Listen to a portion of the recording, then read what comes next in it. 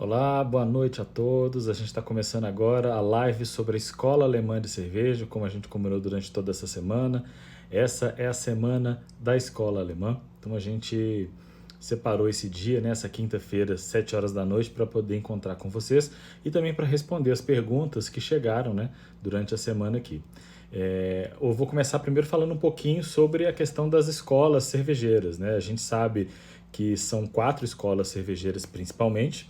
A escola, primeiro, né, tem a escola alemã, a gente tem a escola franco-belga, a escola inglesa, que são as 3 escolas do Novo Mundo, do Antigo Mundo, e a escola americana, que é a escola do Novo Mundo, né? São as grandes potências cervejeiras, são os grandes países que criaram receitas que são clássicas e que a gente bebe principalmente até hoje, né?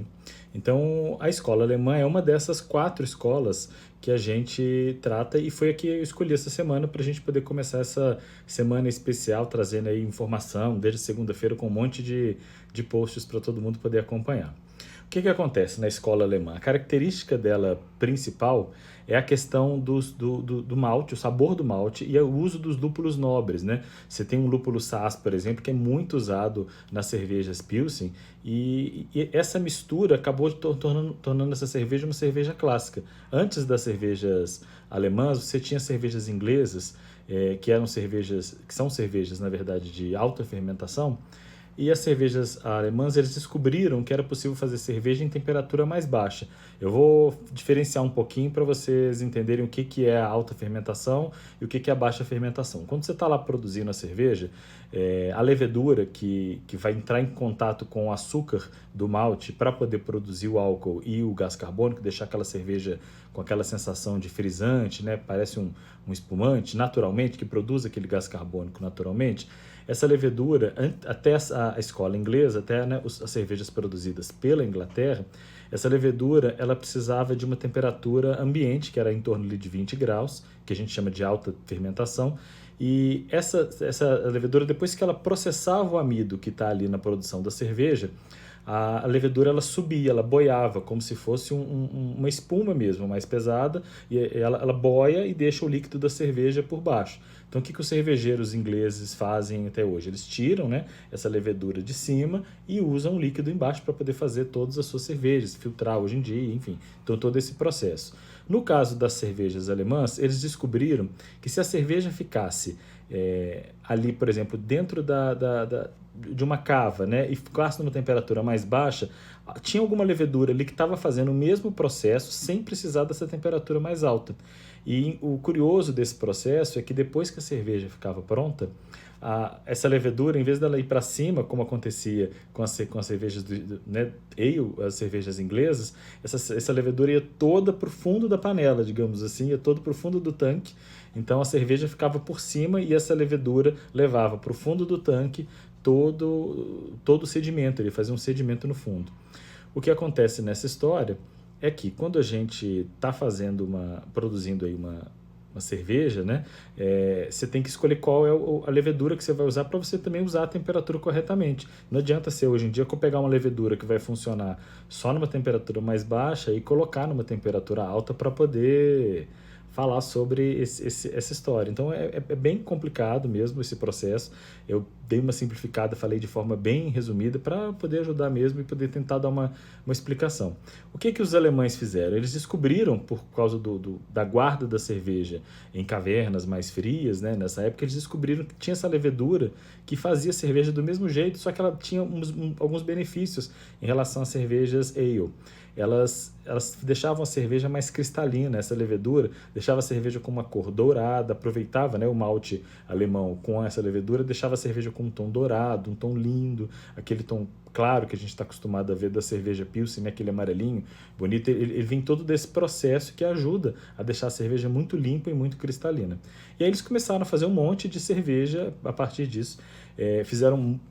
Na Alemanha tem uma questão histórica muito interessante, que por lá a cerveja ela faz parte da cultura do país, né? Não é uma coisa que só bebe que é algum tipo de público, para todo mundo, assim. A cerveja é uma bebida de família. Quando você tem os eventos, né, que acontece na Alemanha, as pessoas andam com aqueles copos enormes de cerveja de trigo. Vocês já devem ter visto por aí aquelas taças gigantescas.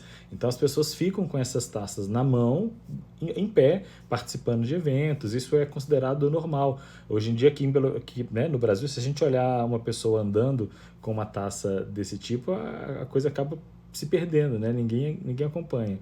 Ninguém pede, ninguém acha estranho aquela taça ali parada, né, gigante.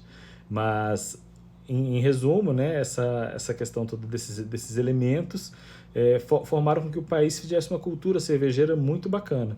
Né? E então, hoje em dia, você tem criança, você tem adulto, obviamente a criança não está tomando a cerveja, mas ela participa desse envolvimento.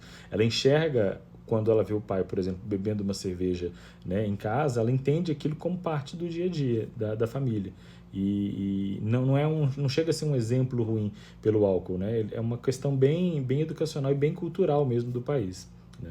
Então, o que acontece? Nessa época toda, se a gente tô falando aqui antes de 1500, mais ou menos, eles estão fazendo essas cervejas alemãs maravilhosas e começaram a querer fazer um monte de experimentação. Eles querem provar de tudo quanto é tipo de cerveja, né? De tudo quanto é tipo de ingrediente.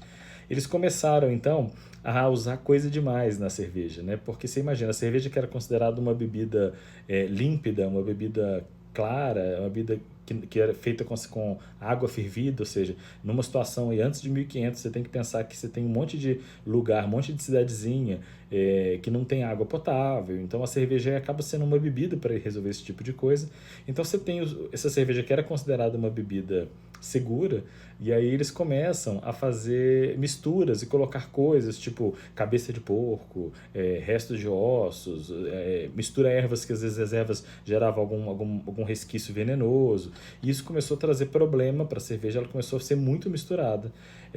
Eu até anotei o nome do Duque, o Duque Guilherme IV da Baviera, resolveu botar um basta nisso. Em 23 de abril de 1516, ele instituiu aí a Reinheitsgebot, que é a lei da pureza da cerveja alemã. Né? Então, essa questão da cerveja, quando ele lançou essa lei da pureza, o que significa? Na época, a cerveja só poderia ser feita se tivesse 3 ingredientes: água, malte de cevada e lúpulo. O malte de cevada tem uma questão interessante aí, histórica. Na época, o trigo estava começando a faltar, porque o trigo é alimento, o trigo se faz pão, né? Então, começou a faltar trigo nesse período. E o que acontece? Quando você não tem trigo, você tem que regulamentar de alguma forma, porque se o trigo acabar, não vai ter pão, né? Que é um alimento principal para muita gente, principalmente nessa época, antes aí de 1500.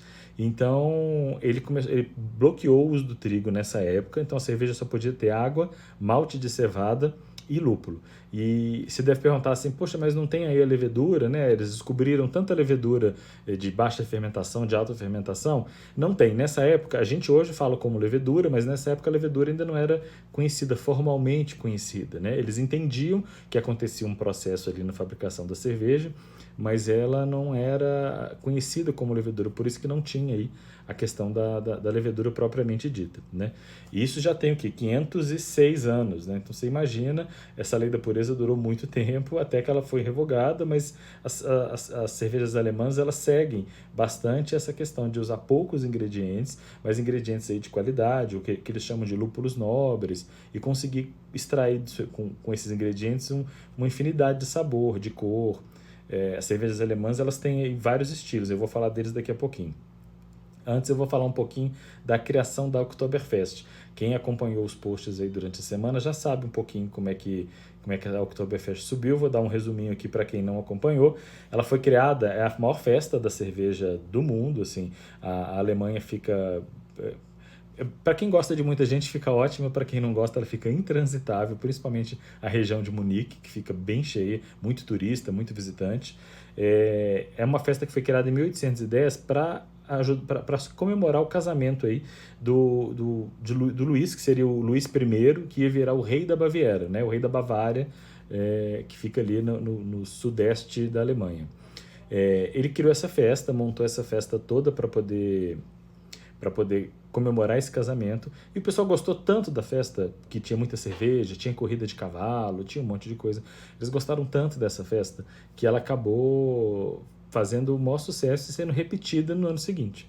Tem uma curiosidade que essa festa ela vem sendo repetida desde 1810 e vem sendo repetida todos os anos, e ela só foi cancelada em 26 vezes nesse período todo, ou seja, ela já tem mais de 100 anos e nesse período ela foi cancelada por 26 vezes. Ela só deixou de ser exibida, né, de ser feita em anos de guerra e em anos de epidemia, como a gente está tendo agora, ano passado. E neste ano não está tendo a Oktoberfest, né, que ela acontece sempre nesse período aí, depois no segundo sábado de setembro até o primeiro domingo de outubro, né? Apesar de chamar Oktober, que é outubro em alemão, ela acontece só nesse período.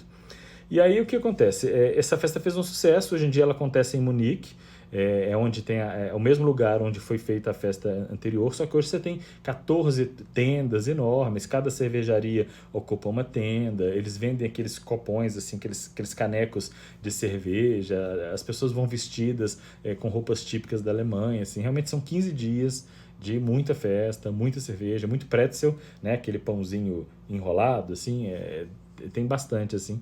Eu já cheguei uma vez a Munique depois que acabou a Oktoberfest, na época eu não tomava cerveja, eu lembro que eu achei a cidade, assim, super bonitinha, mas meio caótica ainda, muito turista, estava bem movimentada, e cheguei exatamente um dia depois, assim, foi bem, bem curioso.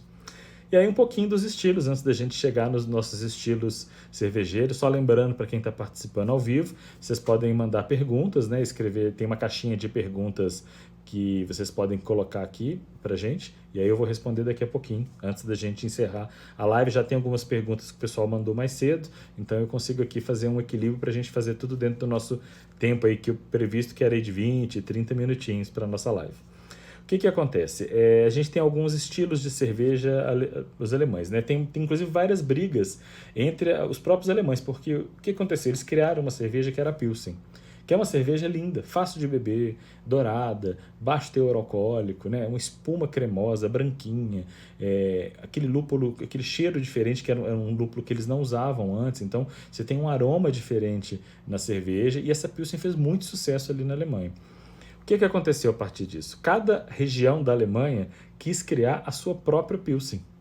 E aí você começou a surgir cervejas que são bem parecidas. Você tem, por exemplo, a Helles, que é uma cerveja de Munique. Recentemente chegou no Brasil a cerveja Spaten, que a Ambev trouxe. É a cerveja que criou esse estilo Helles em Munique, né? Que a Pilsen não é de Munique. Então você tem também em Colônia, que é uma outra cidade alemã, uma outra região alemã, você tem a Kolsch, que é a cerveja que foi criada dessa cidade. É uma cerveja também muito parecida com a Pilsen, claro que elas têm aí suas diferenças, tanto a Helles quanto a Kolsch, elas têm umas diferenças, mas são cervejas muito parecidas.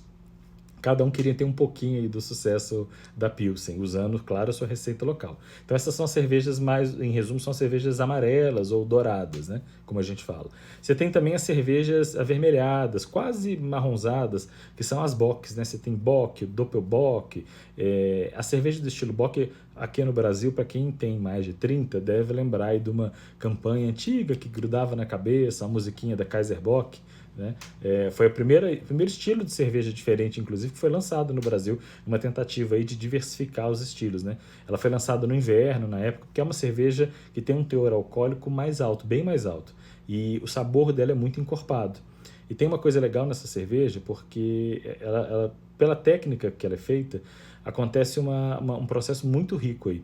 A cerveja, geralmente uma cerveja que tem mais álcool, é uma cerveja que não vai ter muita espuma, muita produção de espuma, porque a espuma não suporta a quantidade de álcool que está ali dentro. O álcool é tão forte que não deixa manter a formação de espuma.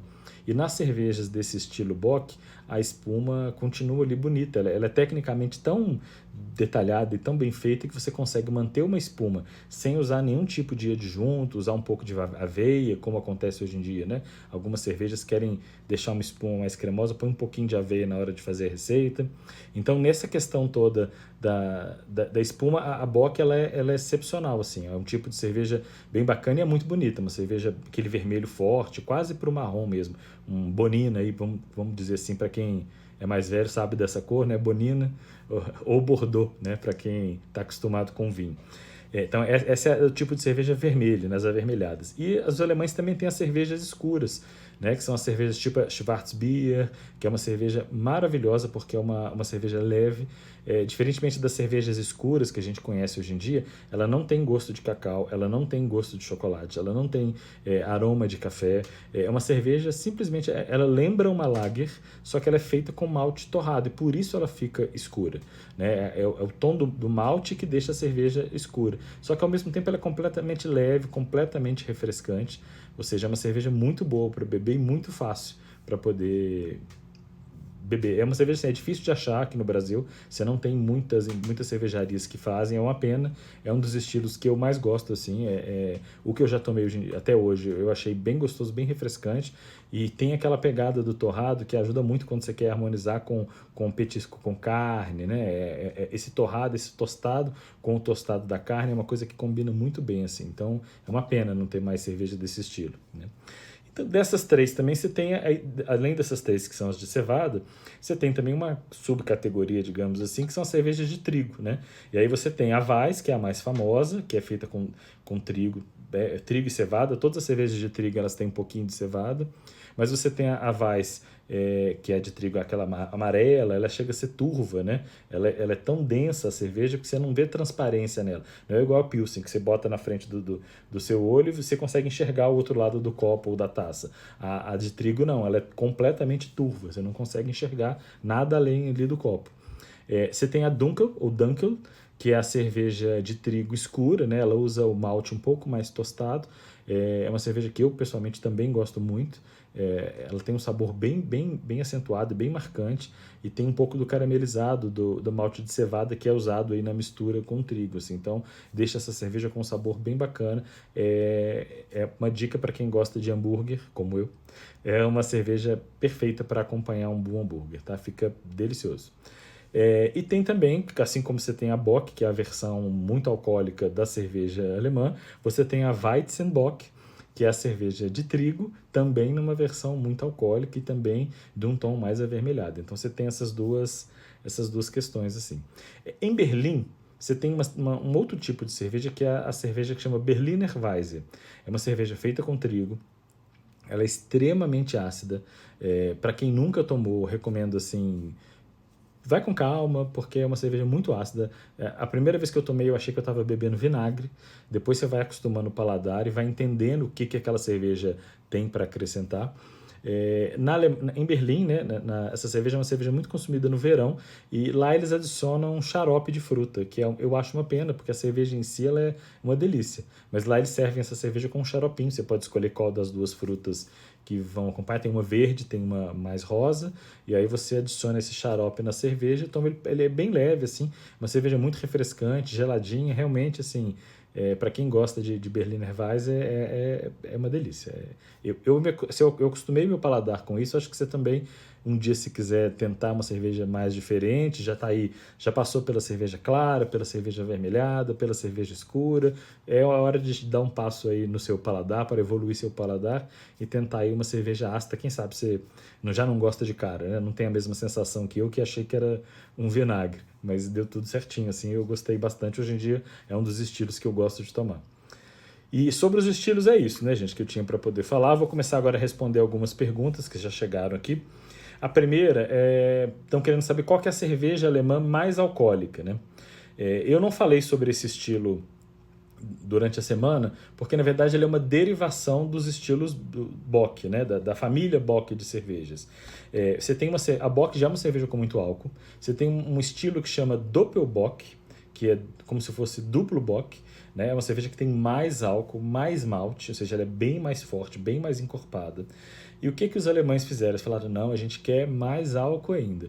Eles congelam essa Doppelbock, e quando você congela uma cerveja, o álcool e a água, eles congelam em temperaturas distintas. Então o álcool vai para uma parte da bebida e embaixo fica o malte com sabor mais concentrado e um pouco de água.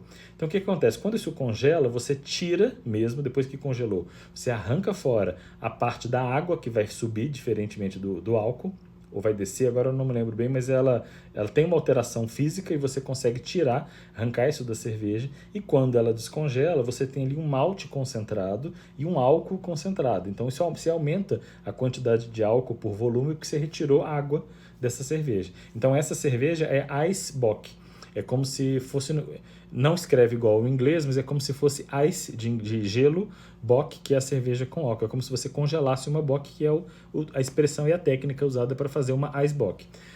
Eu, pessoalmente, não sou muito fã das ice bock, porque eu acho que você tem um aroma muito forte de álcool, você tem um gosto muito forte de álcool, e no caso da ice bock você ainda tem aquele malte muito proeminente e muito adocicado, porque você tem um uso de malte muito forte. Mas é isso, assim, existe essa cerveja, é a cerveja mais alcoólica alemã. Se eu não estiver enganado, eu acho que tem, inclusive, uma cerveja que tem uma porcentagem de 35% de álcool, que é fabricada, você imagina o tanto de vezes que ela é congelada, até tirar toda a água, né, e deixar só ali o álcool e o malte. É realmente algo para os fortes, tá? Digamos que não é uma cerveja para os fracos. A Eisbock é uma cerveja realmente para quem aguenta, porque imagina você chegar até 35% de álcool. Eu vou pesquisar depois e faço um post sobre essa cerveja de 35%, tá? Eu vou anotar e prometo que eu faço isso. A outra pergunta que chegou aqui é por que a cerveja de trigo tem cheiro de banana? É uma pergunta que as pessoas fazem muito. Às vezes elas perguntam assim, por que a cerveja tem cheiro de banana? Ou por que essa cerveja de trigo, a Weiss, né, tem cheiro de cravo? Parece que a gente está tomando um cravo junto. Eles colocam um cravo na hora de fazer a cerveja. Ou já me perguntaram se usa banana também para deixar esse cheiro. Na verdade, não. Assim, não tem nem cravo nem banana. A cerveja de trigo, ela tem... Tive um probleminha ali com a iluminação, mas está tudo certo. A cerveja de trigo, ela tem uma questão de processo mesmo. Durante o processo da levedura, ela gera, eu anotei aqui para não esquecer, ela gera um aroma que a gente entende como banana, mas outras pessoas de outros países não vão ter essa mesma percepção da banana, porque a gente usa isso bastante. E o nome desse aroma que sai do processo de fermentação é acetato de isoamila. Então, esse aroma que vem do processo mesmo de fermentação, ele exala. Quando você está fermentando ali uma cerveja, a levedura, esse gás carbônico que ela vai gerando, também vai gerando um aroma. Às vezes pode gerar um defeito, como a gente sabe que acontece em outras cervejas, mas a maior parte desses aromas, eles são benéficos, como é o caso da cerveja de trigo, que esse aroma, chamado aí de aroma de banana, ele é considerado benéfico, ele é característico da cerveja de trigo e da cerveja Weiss, né? Então tá respondido aí. Uma outra pergunta que chegou, essa chegou agora que eu tô com o meu direct aberto aqui no computador também, por isso que eu tô vendo essas mensagens. Acabou de chegar uma mensagem aqui sobre a cerveja Altbier. A pessoa está perguntando se é verdade que ela é feita a partir da cerveja Coach. Olha, eu vou ter que dar uma pesquisada para poder contar isso melhor, para fazer um post, mas o que acontece é o seguinte, eu não lembro agora de cabeça qual é a ordem, mas tem uma brincadeira muito comum na Alemanha, tem até uma figurinha, que é a que eu vou buscar para fazer o post e contar para vocês depois, mas tem uma figurinha que eles diziam que os cavalos bebiam um estilo de cerveja, que eu acho que é a Kolsch, para gerar a Altbier, ou seja, quem tomava Altbier estava tomando aí o que o cavalo tinha bebido de cerveja boa. Eu imagino que seja essa a história, porque o Altbier é uma cerveja mais escura e a Kolsch é uma cerveja clarinha, ela é dourada, ela parece uma cerveja Pilsen. Então, eu imagino que seja essa história, mas eu vou apurar direitinho, não sei agora a resposta, mas vou passar para você, tá bom? E olha só, eu vou abrir o post daqui a pouquinho, a gente está chegando ao final da nossa live. Eu vou abrir o post de votação em alguns minutos, para a gente poder definir amanhã qual vai ser o estilo de cerveja que eu vou fazer uma análise sensorial. Por isso eu conto aí com a sua votação, é você que vai escolher qual é o estilo de cerveja que eu vou fazer a análise sensorial. E vai ser uma análise como eu faço mesmo, uma análise de sommelier. Eu vou pegar a cerveja, vou abrir com vocês, vou mostrar, né, a cor, vou falar sobre os aromas dela, a sensação de boca, e a gente vai fazer uma ficha junto com vocês aí, ao vivo amanhã, nesse mesmo horário, 7 horas da noite. Vai durar o mesmo tanto aí, mais ou menos de 20 minutinhos, porque a análise sensorial é um pouquinho mais rápida, mas quem vai escolher esse estilo, né? Você que está aí assistindo e acompanhando. Então eu vou abrir o post agora, vou publicar ele agora lá no feed, e assim que acabar essa live, você já pode ir lá votar e avisar seus amigos, marcar aí quem você queira que participe também dessa live e queira saber mais sobre algum estilo de cerveja. São 5 estilos que eu separei para a gente poder fazer essa votação. Então vai ser o estilo Weiss, que é o de trigo, a Berliner Weisse, que é uma cerveja, né, ácida, a German Pils, que é uma cerveja bem clássica alemã, é uma Pilsen um pouquinho alemã mais característica, uma Altbier e uma cerveja do estilo Oktoberfest ou estilo Märzen. Então, estou aí esperando o seu voto, né? Quero saber qual cerveja eu vou beber amanhã. Por favor, gente, vota logo ali. Pensa que eu vou ter que beber uma cerveja boa, então escolhe um dos 5 estilos, mas de qualquer maneira, os 5 são muito bons, eu tenho certeza que vão ser muito bacana. Agradeço a todo mundo que participou. Quem está acompanhando aí na live gravada, dá tempo também de votar, pode pegar todo esse histórico e seguir com a votação. Então agradeço a todo mundo, fique ligado aí no feed, todas as dúvidas vocês sabem, tá tudo lá no nosso site www.cervejaegastronomia.com.br, tá bom? Conto com vocês, gente. É isso aí, tchau, tchau.